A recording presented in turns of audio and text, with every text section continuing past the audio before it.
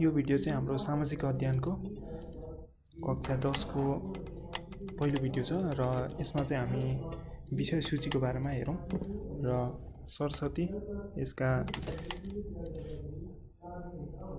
हामीले पढ्नुपर्ने यसमा अन्तर्गत के छ, यसमा के समेटिएको छ त्यो कुराहरु चाहिँ हामी यसमा हेर्नेछौँ। र सबैभन्दा पहिला इकाइ नम्बर 1 जुन चाहिँ हामी र हाम्रो समाज। अब यसमा चाहिँ हाम्रो पहिलो पाठमा छ मानव संसाधन विकास, ह्युमन रिसोर्सेस को डेभलपमेन्ट हैन। अनि मानव विकास सूचाङ्क, ह्युमन डेभलपमेन्ट इन्डेक्स एसडीआई भनिन्छ जसलाई हैन। र नेपालको कस्तो छ र विश्वको अरु देशहरुको कस्तो छ यसमा अवस्थाहरु। र यसले चाहिँ कुनै पनि देशको त्यहाँ भएका मानिसहरु कतिको विकसित छन् भन्ने कुरा चाहिँ मापन गर्ने काम गर्छ हैन। यो चाहिँ हाम्रो पाठ 2 मा छ। र त्यसैगरी क्षेत्रीय विकासको अवधारणा हो र संघीयता भनेको, क्षेत्रीय विकास भनेको हाम्रो डेभलपमेन्ट रिजन्सहरु भयो हैन। र संघीयता भनेको चाहिँ हाम्रो फेडरलिजम भयो। त्यसको विषयमा पनि यहाँनेर हेर्नेछौँ। र पाठ 4 मा नेपालका प्रदेशहरु, नेपालमा भएका 7 वटा प्रदेशहरुको विषयमा चाहिँ हामी यहाँनेर हेर्नेछौँ। र त्यसैगरी हामीसँग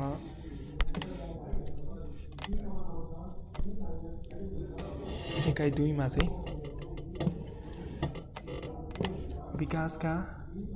विकास र विकासका पूर्वाधारहरू छन्। Development and infrastructure of development भनेर भन्न सकिन्छ यसलाई। र दिगो विकास भनेको सस्टेनेबल डेभलपमेन्टहरु भयो। र नेपालमा सञ्चालित विकास योजनाहरु, नेपालमा चलिरहेको विकास योजनाहरु के छन् त्यसलाई चाहिँ हामी पाठ 2 मा हेर्नेछौँ। र त्यसैगरी विकासका पूर्वाधारहरू। अब विकासको पूर्वाधारहरूमा दक्ष जनशक्ति र रोजगारको विषयमा चाहिँ हामी पाठ 3 मा हेर्नेछौँ। विकास गर्न चाहिने पूर्वाधार, दक्ष जनशक्ति भनेको ह्युमन रिसोर्सेस र रोजगारी भनेको दक्ष जनशक्तिलाई उनीहरूको सिप र तालिम अनुसार कसरी काममा खटाउन सकिन्छ, कस्तो छ त्यसको व्यवस्था, उनीहरूको रोजगारी कस्तो छ त्यो विषयमा चाहिँ हामी पाठ 3 मा हेर्नेछौँ। त्यसैगरी समकालीन विकास लक्ष्य र नेपाल, यो चाहिँ हाम्रो समकालीन विकासको बारेमा र नेपालमा कस्तो छ त्यसको अवस्था त्यो विषयमा हेर्नेछौँ। र स्थानीय तहमा विकास प्रस्ताव तर्जुमा, लोकल लेभलमा हाम्रो स्थानीय सरकार अहिले आइसकेको अवस्थामा स्थानीय सरकारद्वारा के काम गरिँदैछ ती विकासका विषयहरू चाहिँ हामी यसमा पढ्नेछौँ। र त्यसैगरी इकाइ 3 मा युनिट 3 जुन चाहिँ हाम्रो सामाजिक मूल्य मान्यता भन्ने छ, सोशल नर्म्स एन्ड भ्यालुजहरु। अब यसको पाठ 1 मा हाम्रा राष्ट्रिय सम्पदाहरूको विषयमा छ। नेसनल हेरिटेज भयो, अनि नेपालका लोकगीतहरू, लोकबाजाहरू र हाम्रो लोक तथा शास्त्रीय नृत्य। अनि अर्को भनेको राष्ट्रिय दिवसहरूको बारेमा र अन्तर्राष्ट्रिय व्यक्तित्वहरू, इन्टरनेसनल पर्सनालिटिजहरू जुनको चाहिँ विशेष योगदान रहेको छ विश्व इतिहासमा, उनीहरूको बारेमा पनि हामी यहाँ चर्चा गर्नेछौँ। त्यसैगरी विश्व बन्धुत्व भनेको इन्टरनेसनल ब्रदरहुड, यसको विषयमा पनि यहाँनेर पाठ 7 मा हेर्नेछौँ। त्यसैगरी ज्येष्ठ नागरिक, इल्डरली पर्सन्सहरूको उनीहरूप्रतिको हाम्रो दायित्व, हाम्रो रेस्पोन्सिबिलिटिज के हुन जान्छ ती कुराहरूको विषयमा चाहिँ यहाँनेर हामी हेर्नेछौँ।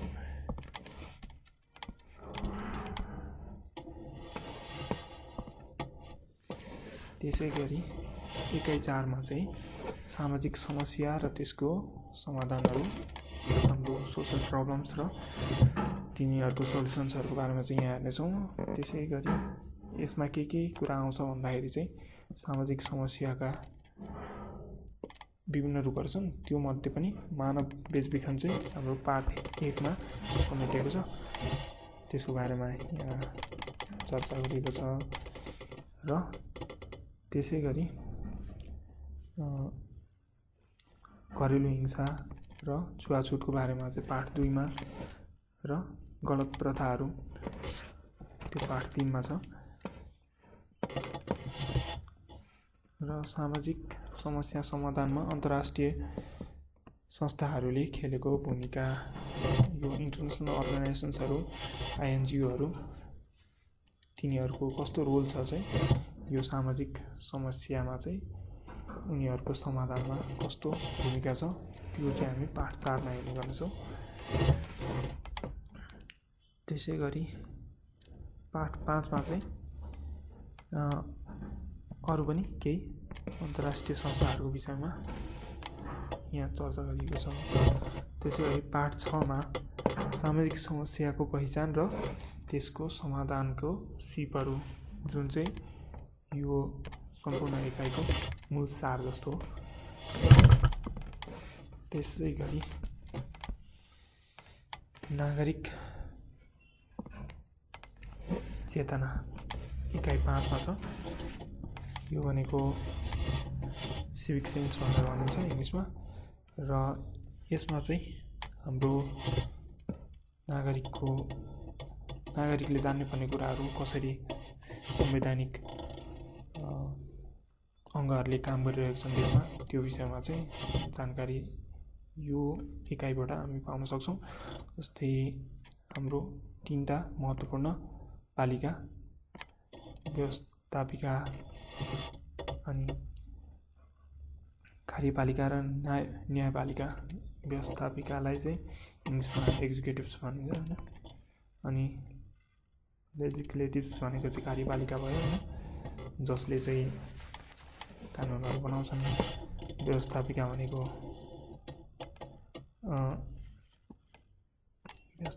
एक्जिक्युटिभ्सहरू भयो र न्यायपालिका भनेको चाहिँ जुडिसियरी भयो। र यी 3टा पालिकाहरूले चाहिँ एकअर्कालाई अधीनमा राख्ने र एकअर्कालाई सहयोग गर्ने पनि काम यिनीहरूको र यसको विषयमा चाहिँ विस्तृत रूपमा यहाँनिर पाठ 1, 2 र 3 मा हेर्नेछौँ। त्यसै गरी संवैधानिक निकायहरू के छन् त्यो कुरा चाहिँ पाठ 4 मा हेर्नेछौँ र संवैधानिक आयोगहरू त्यसको विषयमा पाठ 5 मा र राजनीतिक दलहरू पोलिटिकल पार्टिजहरूको बारेमा यहाँ निर्वाचन प्रक्रिया कस्तो छ इलेक्सन प्रोसेसको बारेमा हेर्नेछौँ यहाँ। अनि निर्वाचनमा नागरिकको भूमिका हाम्रो कस्तो भूमिका रहन्छ त कुनै पनि निर्वाचनलाई स्वस्थ र प्रतिस्पर्धी र त्यसलाई अर्थपूर्ण बनाउनको लागि चाहिँ नागरिकहरूको कस्तो भूमिका हुन्छ भनेर चाहिँ पाठ 8 मा चाहिँ हामी त्यसको विषयमा हेर्नेछौँ।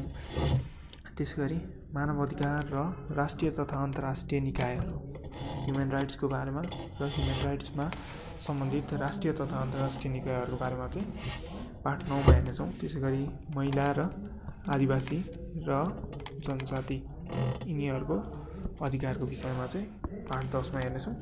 र नागरिक पहिचान र नागरिकता यी विषयमा चाहिँ हामी नागरिक चेतनामा हेर्नेछौँ। यो कुनै पनि राज्यको नागरिक हुनु र नागरिकमा यति कुरा हुनु चाहिँ एकदमै आवश्यक देखिन्छ। र त्यसैले यो नागरिक चेतना भन्ने एकाइमा रहेको कुराहरू चाहिँ देशका कमसेकम शिक्षित वर्गहरूमा चाहिँ यो कुराको चेत चाहिँ हुनुपर्छ र त्यसैले यो एकदमै इम्पोर्टेन्ट छ।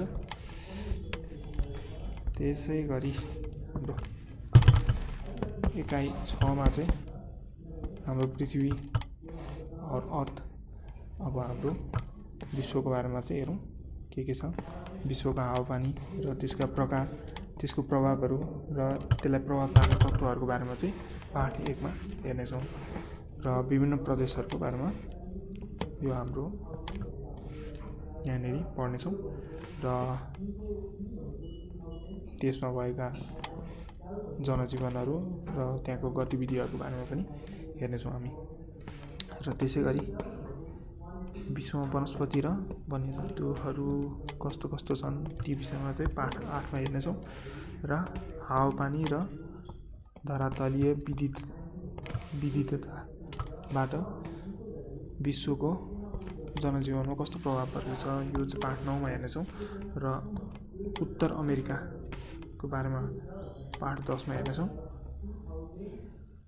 दक्षिण अमेरिकाको बारेमा पाठ 12मा हेर्नेछौँ र अफ्रिकाको विषयमा पाठ 14 र उत्तर अमेरिकाको विषयमा पाठ 16मा हेर्नेछौँ र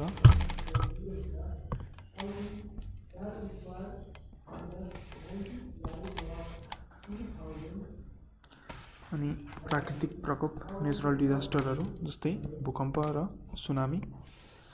भूकम्प हाम्रो लागि सामान्य भए पनि सुनामी चाहिँ हाम्रो जस्तो ल्यान्डलक कन्ट्रीमा चाहिँ अलिक अनकमन छ, त्यही पनि यो विषयमा हामी जानकार हुनुपर्ने छ र यो पाठ 17मा यसको विषयमा चर्चा गरेको छ।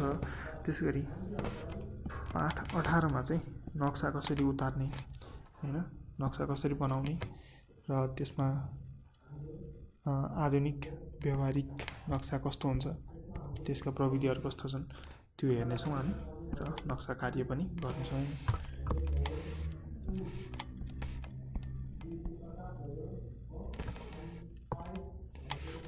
त्यसैगरी इकाइ 7मा चाहिँ हाम्रो विगत और पास्ट हाम्रो देशको र पुरै विश्वको नि यहाँ विगतहरू हेर्नेछौँ हामी। जस्तै यहाँ पाठ 9सम्म चाहिँ हाम्रो राष्ट्रिय कुराहरू छन् हैन र पाठ 9देखि उता चाहिँ अन्तर्राष्ट्रिय कुराहरू छन्। अनि 2007 सालमा कसरी प्रजातन्त्र आयो र कुन कुन सम्झौता भएको थियो जुन चाहिँ राणाहरूको बिचमा भएको थियो र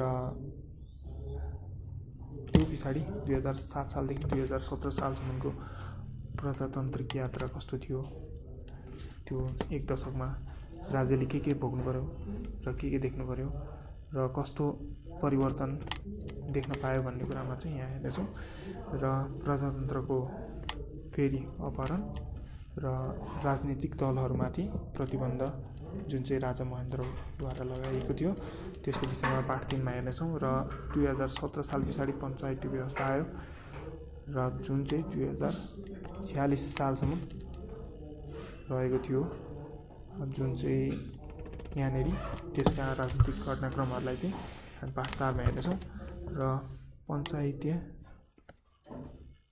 व्यवस्थाको उदय कसरी भयो, त्यसको अन्त्य कसरी भयो र 2046 सालमा प्रजातन्त्रको कसरी पुनर्स्थापना भयो र त्यसमा कस्तो कुन किसिमको योगदानहरू रहे भन्ने कुरामा चाहिँ हेर्नेछौँ हामी र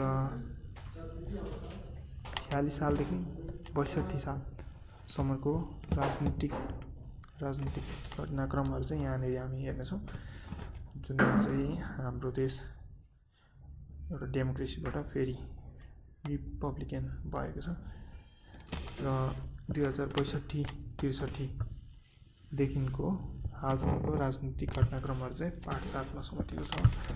त्यसै गरी दोस्रो जनआन्दोलन पछि परेको आर्थिक र सामाजिक प्रभावहरूको विषयमा पनि पाठ 8मा हेर्नेछौँ। यो चाहिँ हाम्रो राष्ट्रिय पक्षहरू भयो। अब चाहिँ इन्टरनेसनल अन्तर्राष्ट्रिय विगतहरू कस्तो थियो भन्दाखेरि चाहिँ प्रथम विश्वयुद्धदेखि सुरु हुनेछ, त्यसको कारणहरू र त्यसको परिणामहरू। त्यसै गरी दोस्रो विश्वयुद्धमा चाहिँ त्यसको कारणहरू र त्यसको परिणामहरू र त्यसमा रहेको हाम्रो नेपालको भूमिका चाहिँ के थियो त्यो विषयमा चाहिँ पाठ 12मा हाम्रो विस्तृत छ। त्यसै गरी पाठ 13मा चाहिँ ऐतिहासिक स्थल एवं स्मारकहरूको खोजी, पहिचान, संरक्षण र सम्बन्धको विषयमा छ।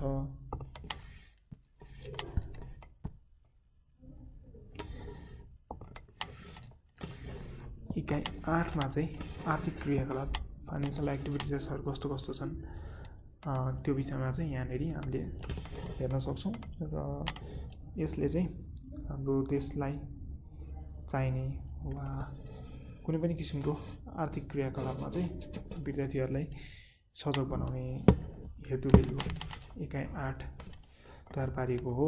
त्यसैले यसमा चाहिँ चालु योजनाहरू हाम्रो देशमा चलिरहेको विभिन्न राष्ट्रिय गौरव तथा अरू योजनाहरू के छन् त्यो योजनाहरू चाहिँ हेर्छौँ हामी। त्यसै गरी अनि पार्ट 2 मा चाहिँ पर्यटनको विषयमा त हेर्ने पर्यो। हाम्रो जस्तो देशमा पर्यटनको धेरै सम्भावना देखिन्छ र त्यसको महत्त्व सम्भावना सबै कुराहरू हेर्न सकिन्छ यहाँनिर। पार्ट 3 मा चाहिँ ऊर्जाको महत्त्वपूर्ण स्रोत जुन चाहिँ जल स्रोत। नेपाल जल स्रोतको धनी देश भएकाले हामीसँग धेरै सम्भावना छन् यसमा र यो विषयमा चाहिँ सबैले जान्नुपर्ने हुन्छ। त्यसै गरी नेपालमा वैदेशिक रोजगारीले भित्राएको रेमिटेन्स जुन चाहिँ देशको जिडिपीको महत्त्वपूर्ण त्यसले स्थान ओगटेको छ हैन, त्यसको विषयमा हेर्ने पर्यो झनै। र त्यसै गरी सहकारी र यसको आर्थिक महत्त्वहरूको विषयमा पनि हेर्नु पर्यो। र वित्तीय शिक्षा अहिले आएर एकदमै चर्चाको विषय बनेको छ र सबैले जान्नुपर्ने एकदमै महत्त्वपूर्ण विषय पनि हो वित्तीय शिक्षा र त्यसका विषयमा चाहिँ यहाँनिर समेटिएको छ। त्यसको उपकरणहरूको विषयमा पनि यहाँनिर 6 र 7 मा चाहिँ हाम्रो वित्तीय शिक्षा समेटिएको छ। त्यसै गरी बिमा र राजस्व कर असुलीहरूको बारेमा र उपभोक्ता अधिकार कन्ज्युमर राइट्सको बारेमा चाहिँ हामीलाई पार्ट 10 मा दिएको छ। अहिलेको अब फेयर मार्केटमा चाहिँ कन्ज्युमरहरूको राइट्स र रेस्पोन्सिबिलिटिज सबै चाहिँ हामीले उपभोक्ताहरूको अधिकार र उनीहरूको कर्तव्यहरू उनीहरू कसरी सचेत हुने त्यो विषयमा चाहिँ हाम्रो उपभोक्ता अधिकारमा जानकारी दिन खोजिएको छ। त्यसै गरी